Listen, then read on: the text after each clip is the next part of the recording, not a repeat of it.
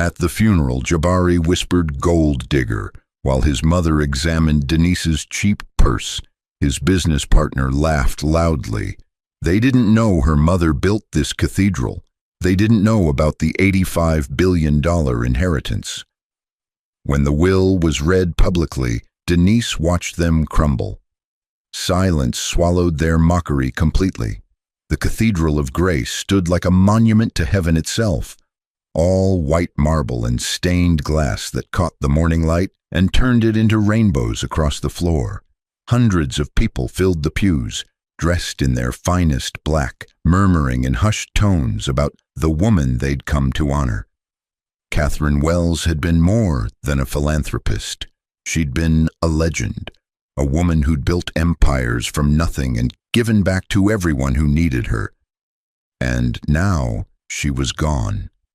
Denise walked into that cathedral alone, her heels clicking softly against the marble her mother had chosen herself 20 years ago.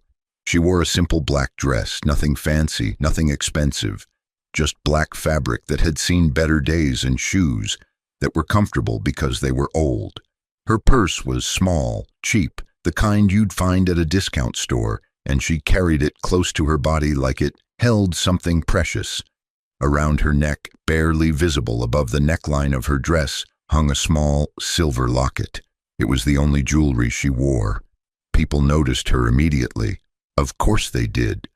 In a room full of designer labels and expensive accessories, Denise looked like she'd gotten dressed in the dark at a thrift store. The whispers started before she even made it halfway down the aisle. She could feel their eyes on her, judging, measuring, finding her lacking. But she kept walking, her eyes fixed on the casket at the front of the cathedral, where her mother lay surrounded by more flowers than Denise had ever seen in one place. Jabari stood near the front with his mother Gloria and his business partner Trevor. They watched Denise approach, and Trevor elbowed Jabari in the ribs, smirking like he'd just heard the funniest joke in the world. Jabari didn't smile back, but he didn't look away either. He just watched his wife walk toward them with something cold in his eyes, something that hadn't been there when they first met. Gloria saw Denise coming, and her eyes went straight to that purse. She leaned toward her son, but her voice carried further than she probably meant it to. "Is that from a thrift store?" she said, loud enough for the people in the nearby pews to hear. A few of them turned to look, curiosity replacing grief for just a moment. Trevor laughed outright, not even trying to hide it. "Man, I thought you said she came from money," he said to Jabari, shaking his head like he'd just witnessed something truly pathetic. Jabari's jaw tightened, and for a second, Denise thought maybe he'd defend her. Maybe he'd tell Trevor to shut his mouth and show some respect. But he didn't. Instead, Jabari leaned closer to Trevor and whispered, but not quietly enough. "Gold digger. Guess she won't get what she was after now." The words hit Denise like a slap, but she didn't stop walking, didn't flinch, didn't let them see how deep those words cut. She just kept moving, one foot in front of the other, until she reached the front row and sat down in the seat that had been reserved for family. Her hands folded in her lap, and her eyes stayed on her mother's casket. She didn't look at Jabari, didn't look at Gloria or Trevor or any of the people who were probably talking about her right now. She just sat there, holding on to her dignity like it was the only thing she had left. The funeral service began with hymns and prayers, with people standing up to talk about Catherine Wells and all the lives she'd touched. They talked about her generosity, her vision, her unwavering commitment to lifting up her community. They talked about the cathedral itself, how Catherine had funded its construction, how she'd insisted it be a place where everyone was welcome, regardless of how much money they had or didn't have. The irony of that wasn't lost on Denise, sitting there in her thrift store dress, while people mocked her in the very building her mother had built to honor equality. Halfway through the service, Jabari's sister Monique stood up. She was dressed head to toe in designer black, her makeup perfect, her expression molded into something that looked like concern but felt like performance. "I'd like to say a few words," she announced, and the pastor nodded, stepping aside to let her speak. Monique walked to the podium with the confidence of someone who believed everyone was watching because they admired her. "We're all here to celebrate Catherine Wells," she began, her voice dripping with false warmth. "A woman who touched so many lives. And I want everyone to know that we're all praying for Denise during this difficult time." She paused, looking directly at Denise with eyes that promised pity but delivered condescension. "It must be so hard, especially with no inheritance to fall back on." The sanctuary went quiet. People shifted in their seats, some looking uncomfortable, others leaning forward with barely concealed interest. This was gossip masquerading as concern, and everyone knew it. Trevor, sitting beside Jabari, couldn't resist adding his own commentary. "Yeah, man, tough break," he said, just loud enough for the people around them to hear. "At least she's got you, right, Jabari?" Jabari didn't respond. He just sat there, his face unreadable, and that silence was louder than any words could have been. He didn't defend his wife. Didn't tell Monique to sit down and show some respect. Didn't tell Trevor to mind his business at a funeral. He just let it happen. And in that moment, Denise felt something inside her chest crack a little wider. Gloria, never one to miss an opportunity, reached over and patted Denise's shoulder with a hand that felt more like a weight than a comfort. "Don't worry, dear," she said, her voice syrupy sweet and completely insincere. "We'll help you find a job. Something simple, maybe retail or cleaning, something suitable." Denise's hands trembled in her lap, but she kept them folded, kept her eyes forward, kept her face composed. Only the slight tightening around her mouth gave away the storm raging inside her. She touched the locket at her throat, a small gesture that nobody else noticed, and drew strength from the metal warming against her skin. Near the front row, a man in an expensive suit watched everything unfold with sharp, intelligent eyes. Mr. Harrison had been Catherine Wells's attorney for 30 years, and he knew things that nobody else in this cathedral knew. He watched Jabari's family mock Denise, watched Trevor laugh, watched Jabari sit there silent and complicit, and something dark flickered across his face. He caught Denise's eye across the pews, and she gave him the smallest nod, just a tiny movement of her head, barely perceptible, but it was enough. Mr. Harrison nodded back, and something unspoken passed between them. A understanding, a agreement, a promise. Jabari noticed the exchange and frowned, but he dismissed it just as quickly. What could some lawyer and his broke wife possibly have to communicate about? There was nothing left. Catherine Wells was dead, and whatever small amount of money she might have had was probably tied up in debts and donations.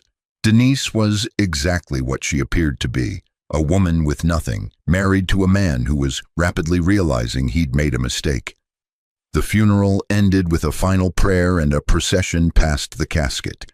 Denise stood and walked forward, her steps slow and measured.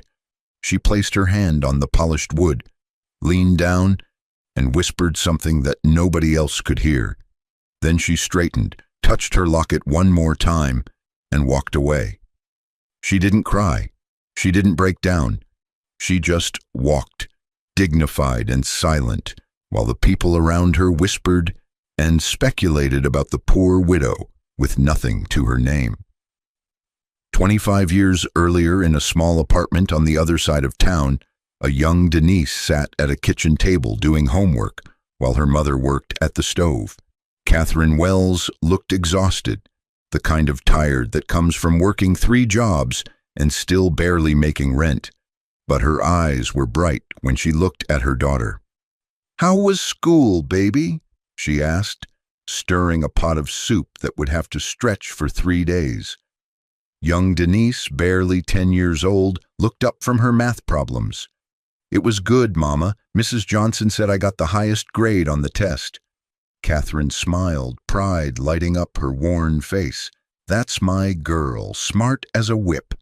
She turned off the stove and came to sit beside Denise, pulling something small from her pocket.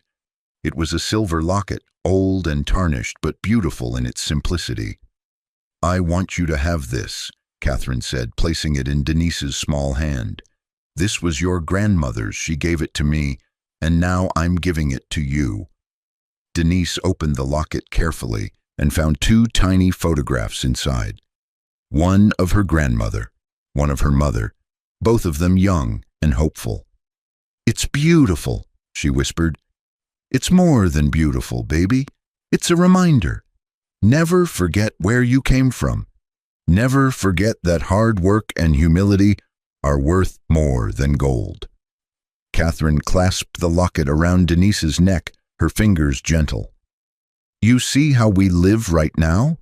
This small apartment, the second-hand clothes, the way we have to count every penny."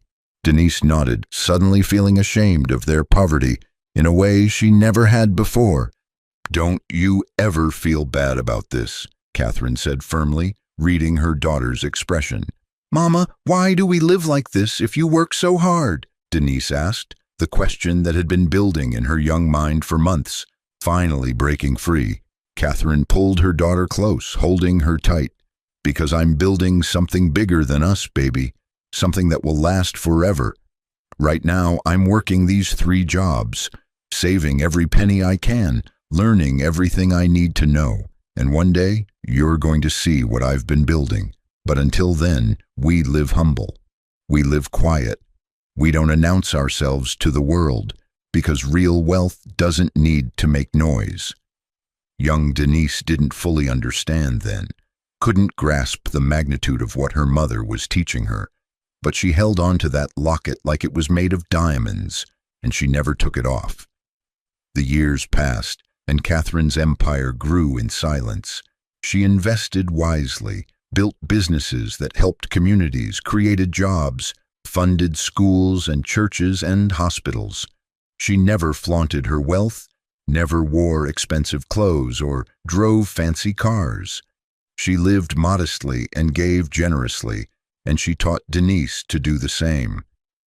"When you have much, you give much," Catherine would say, working late into the night on business plans and charitable foundations. "When you have everything, you stay humble, because the moment you think you're better than someone else is the moment you become less than you were." Denise absorbed these lessons like water into soil, letting them root deep in her soul.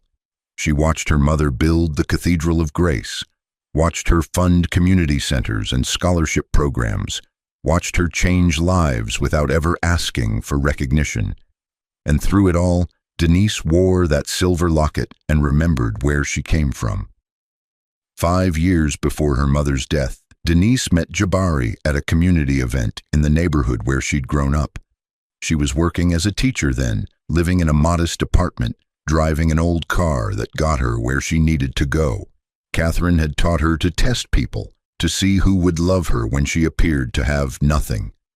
"Find someone who loves you when you have nothing visible," her mother had advised, "because those are the only people who'll love you when you have everything."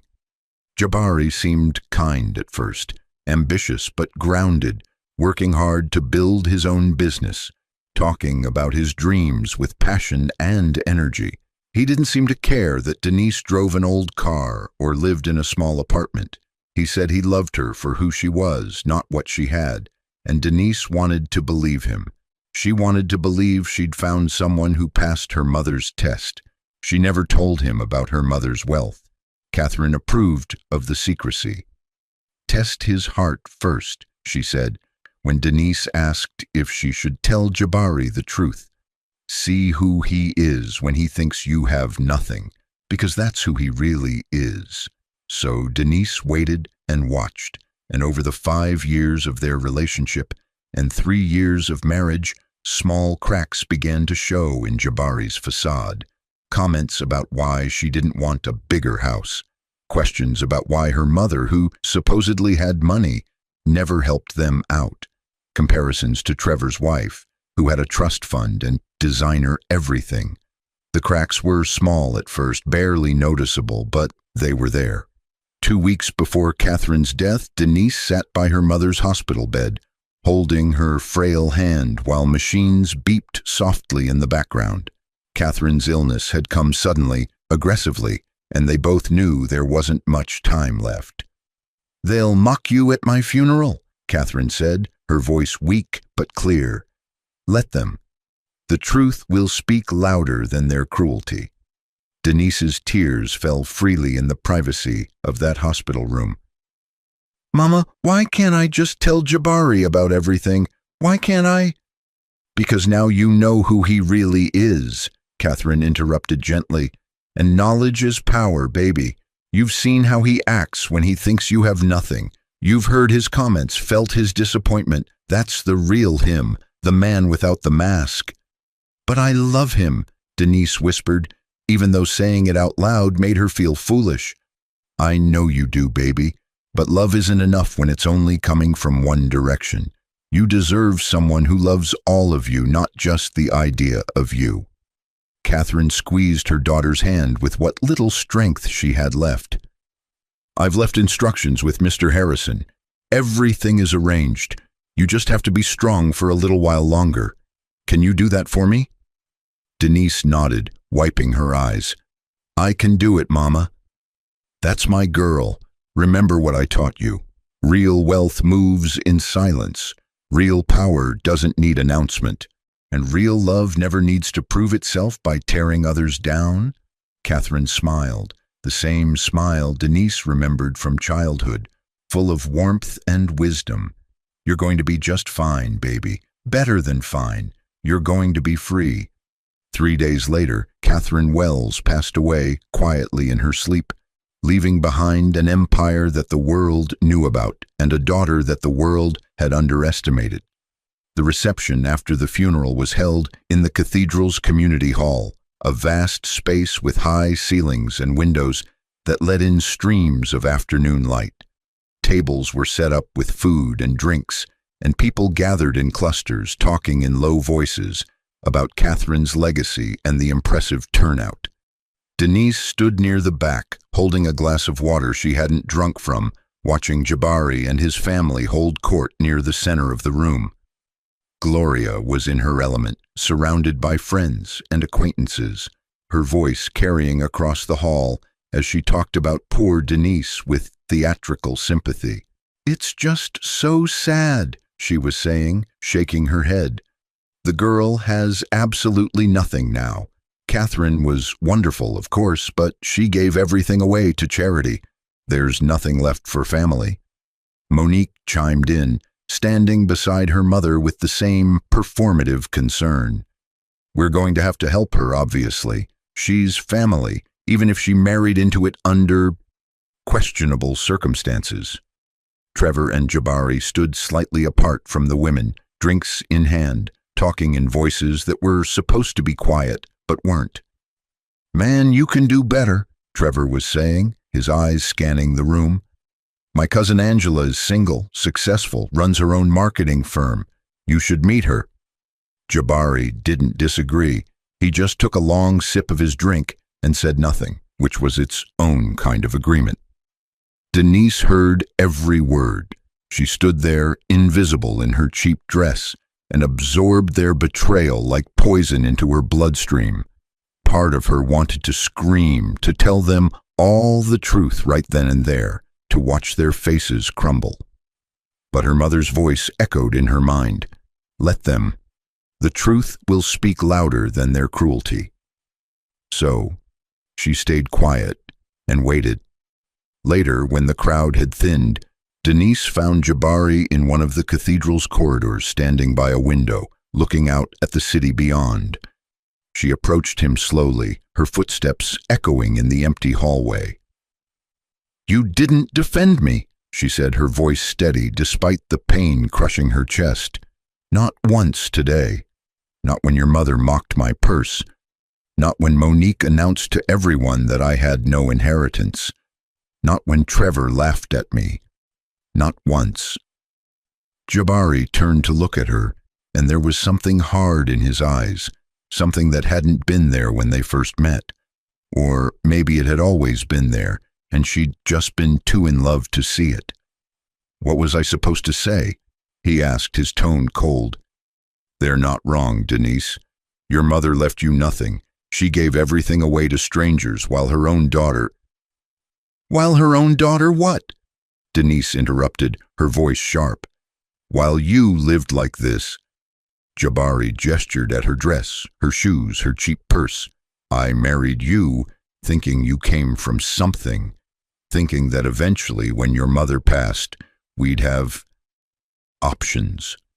But this," he gestured around the cathedral, "this isn't yours. This was hers. You're just ordinary." The word hit Denise like a physical blow. Ordinary. That's what he saw when he looked at her. Not the woman he'd promised to love forever. Not his wife. Not the person who'd stood by him through every struggle and setback.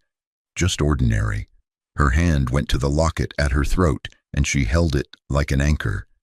Tears filled her eyes, but she blinked them back. She wouldn't give him the satisfaction of seeing her break. Not here, not now. "Maybe Trevor's right," Jabari continued, his voice quieter now, but no less devastating. "Maybe we rushed into this. Maybe we both deserve better than what this turned out to be." Denise looked at him for a long moment, really looked at him, and saw a stranger wearing her husband's face. "You're right," she said finally, her voice barely above a whisper. "We both deserve better." She turned and walked away, leaving him standing in that corridor, and she didn't look back. That evening, while Denise was gone from the cathedral, Jabari's family held a meeting in Gloria's living room. They sat around like generals planning a war, their voices animated with schemes and strategies. "Son, you need to cut your losses," Gloria said, her tone matter-of-fact. "That girl has nothing to offer you now. She's dead weight." Monique nodded emphatically. "I heard her mother was actually in debt. The cathedral, probably mortgaged to hell. All that charity work was probably just a front to hide financial problems." Trevor leaned back in his chair, supremely confident. "Bro, Angela's family owns 3 businesses. 3. And she's been asking about you. You could be setting yourself up real nice if you play this smart." Jabari sat in the middle of them all, listening to his family dissect his marriage like it was a business deal gone bad. Part of him felt guilty, a small voice in the back of his mind saying this was wrong, that Denise deserved better. But the louder voices, the ones coming from his mother and sister and best friend, drowned that small voice out. "You're right," he said finally, the words feeling heavy on his tongue. "I'll talk to her after the will reading tomorrow. Make it clean." They laughed then, toasting to his future and the opportunities ahead. And nobody noticed the shadow outside the living room window. Nobody saw Denise standing there, having come to try one more time to reach her husband, to salvage something from the wreckage of their marriage. She heard every word, every laugh, every casual dismissal of their vows and her worth. She didn't cry this time. She'd run out of tears in that cathedral corridor. Instead, something inside her shifted, hardened, crystallized into something unbreakable. Her hand went to her locket, and she thought of her mother, of all those lessons about silence and strength and letting the truth speak for itself. Tomorrow, at the will reading, everything would change.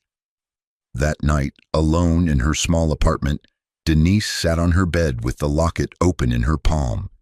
The tiny photographs of her mother and grandmother stared back at her. 2 generations of strong women who'd faced their own trials and emerged victorious. She could almost hear her mother's voice, clear as if Catherine were sitting right beside her. "When they think you're nothing, that's when you become everything."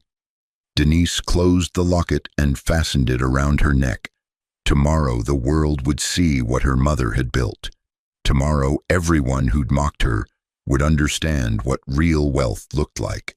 Tomorrow Jabari and his family would learn the cost of their cruelty. But tonight, Denise slept peacefully for the first time in weeks, secure in the knowledge that truth and justice were coming with the morning light.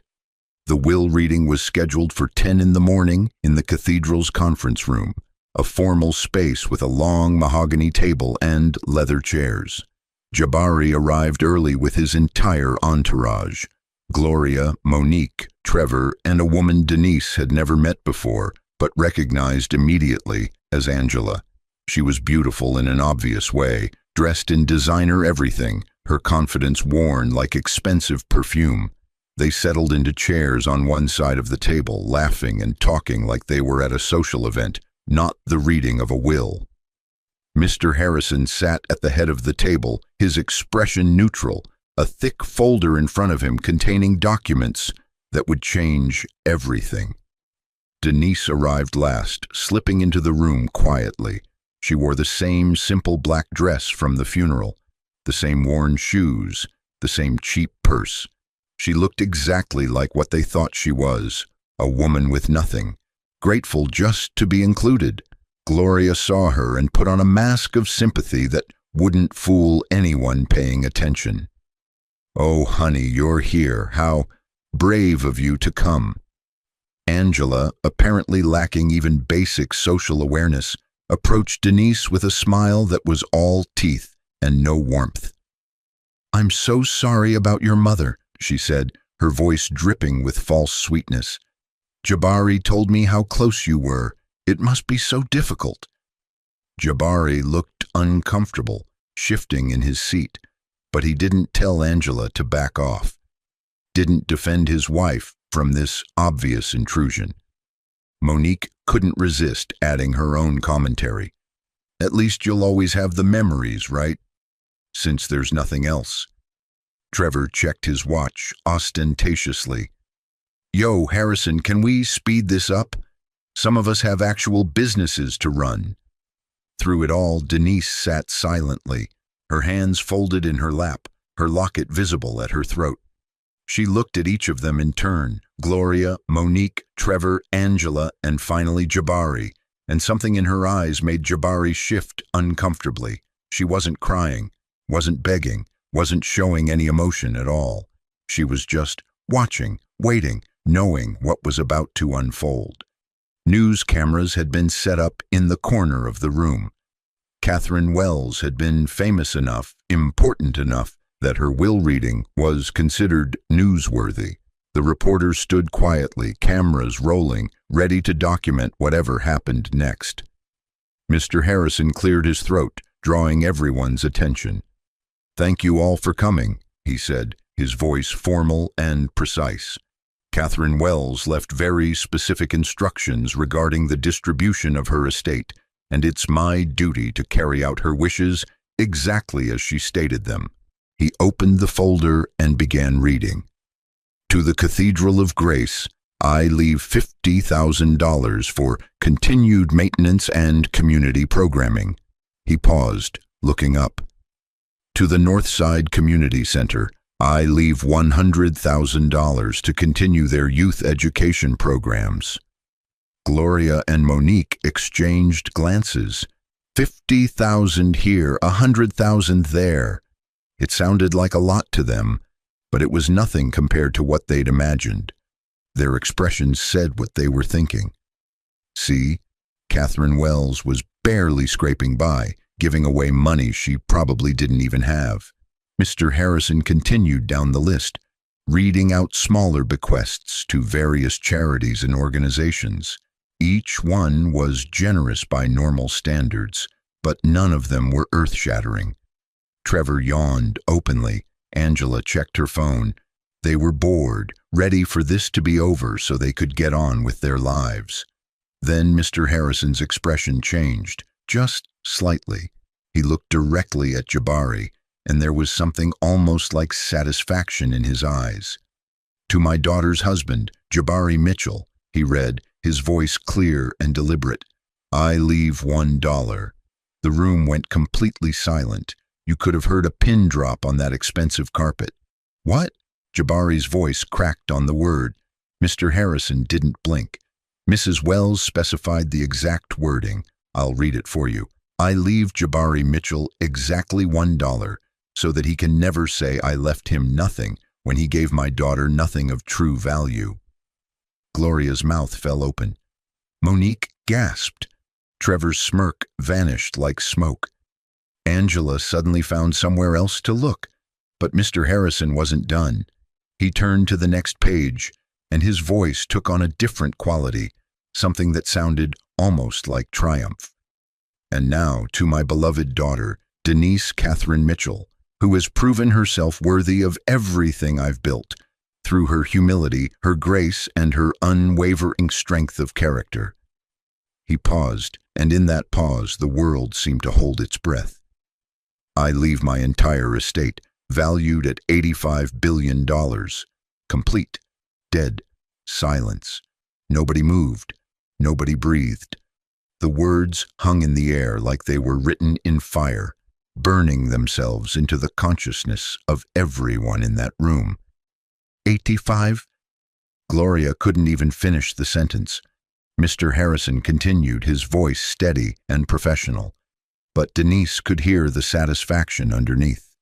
This includes Wells Global Holdings, which encompasses real estate properties in 47 countries, Wells Technology Investments, which holds majority shares in 12 Fortune 500 companies, Wells Pharmaceutical Group, which develops and distributes affordable medication worldwide, Wells Financial Services, which manages assets totaling over $100 billion, and, of course, the Cathedral of Grace, along with 47 other religious and community properties worldwide.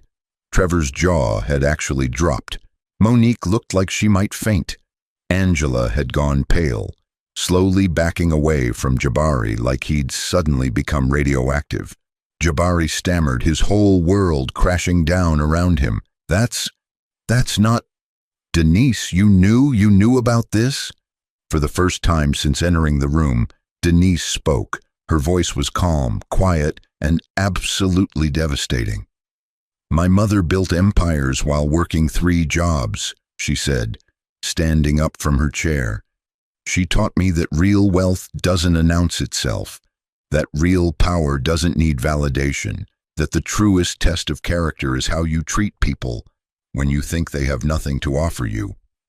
She walked around the table slowly, and everyone's eyes followed her. She wasn't transformed by clothes or makeup or any external change. She was transformed by truth, by the power of finally letting the mask fall away. You mocked me in the cathedral my mother built, she said, her gaze sweeping across them all.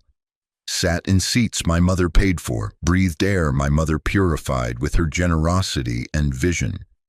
She stopped in front of Jabari, looking down at him with something that might have been pity. You called me a gold digger while standing on my gold, she said softly. Then she turned to Gloria. You examined my cheap purse while standing in my cathedral. To Trevor, you laughed at my poverty while my wealth could buy your entire bloodline 3 times over. To Angela, and you? You're welcome to him. I no longer want what I've already discarded. The room remained frozen, everyone too shocked to move or speak. The news cameras captured everything, the reporters frantically typing notes, knowing they were witnessing something extraordinary. Denise reached into her cheap purse and pulled out a manila envelope. She placed it on the table in front of Jabari. Divorce papers, she said simply. They were drawn up 3 days ago. Right after I heard you and your family planning my replacement. Sign them. Jabari's hands shook as he reached for the envelope. Baby, wait, I didn't know. I'm sorry, we can fix this. You didn't love me when I had nothing, Denise interrupted, her voice still calm, still controlled.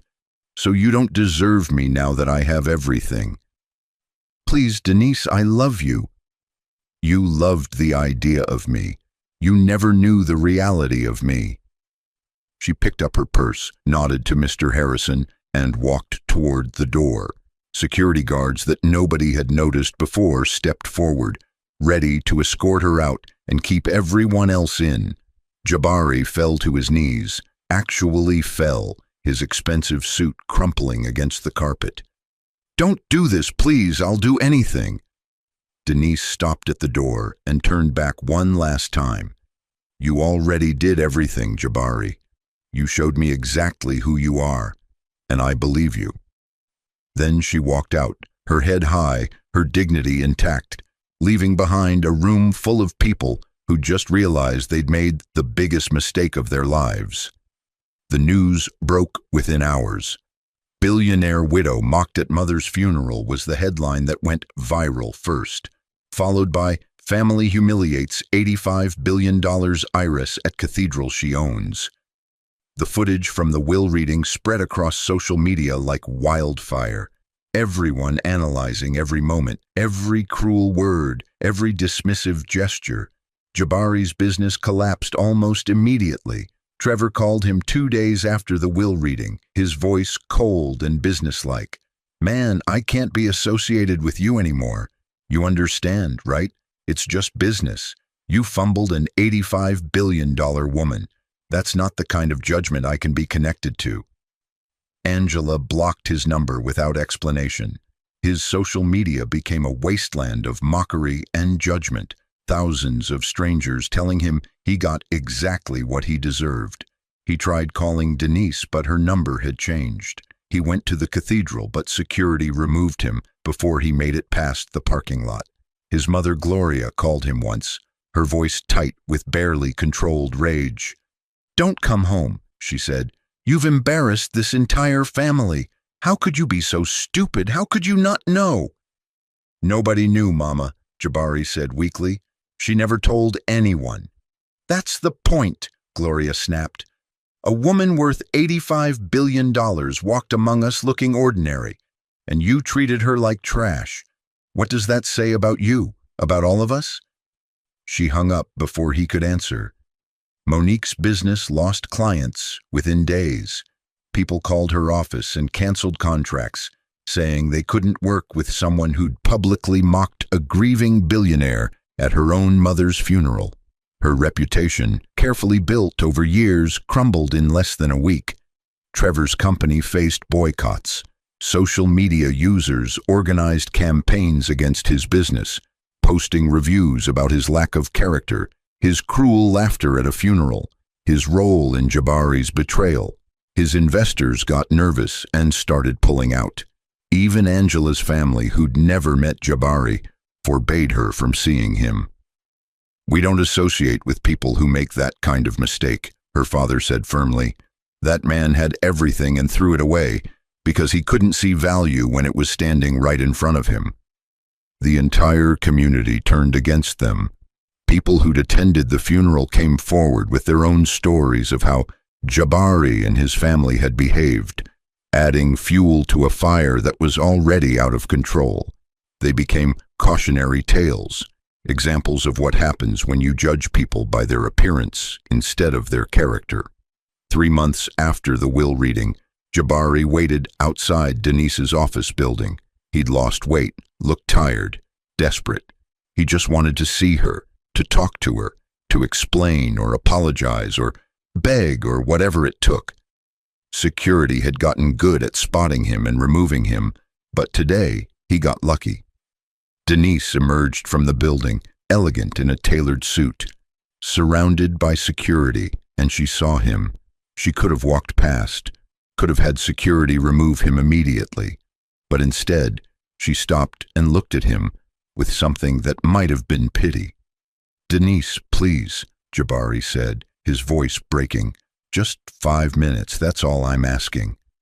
She studied him for a long moment, this man she'd once loved, now broken and desperate and alone. "Jabari, you're not a bad man," she said finally, her voice gentle. "You're just a weak one, and I deserve strength." "I can be better," he said desperately. "I can change, I swear." "Maybe you can," Denise agreed, "but you'll have to do that without me." She got into her car, and Jabari watched it drive away, taking with it his last hope of redemption.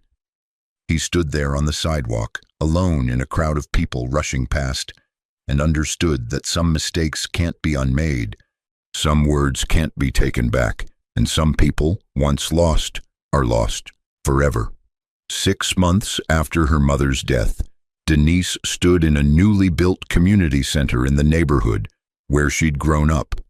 The building was beautiful, modern, but warm, with programs for youth education, job training, financial literacy, and community support. A bronze plaque near the entrance read, "The Catherine Wells Center for Empowerment, Building Futures Honoring Dignity." Denise was teaching a class of young women from struggling backgrounds, sharing her mother's wisdom about real wealth and true value. "Your worth isn't defined by what others see," she told them, these girls who reminded her so much of her younger self. "It's defined by what you know you are deep in your soul, where nobody else can touch it." One of the girls raised her hand. "But Miss Denise, what if people treat you bad? What if they make you feel small?" Denise touched the locket at her throat, the same one her mother had given her all those years ago. "Then you remember where you came from," she said softly. "You remember the people who loved you when you had nothing. You remember that their cruelty says more about them than it ever could about you. And you hold on to your dignity because that's the one thing nobody can take from you unless you give it away."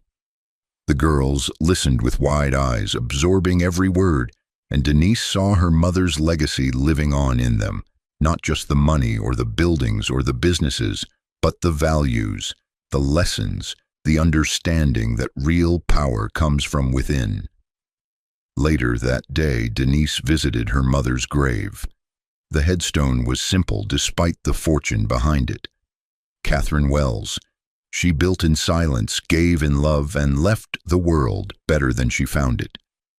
Denise placed fresh flowers on the grave and sat on the bench nearby, looking out at the cathedral visible in the distance. "You were right, Mama," she said quietly. "The truth spoke louder than their cruelty. I'm not angry anymore. I'm not hurt. I'm just free." A breeze rustled through the trees, and Denise smiled, touching her locket one more time. She stood up, brushed off her dress, and walked back to her car.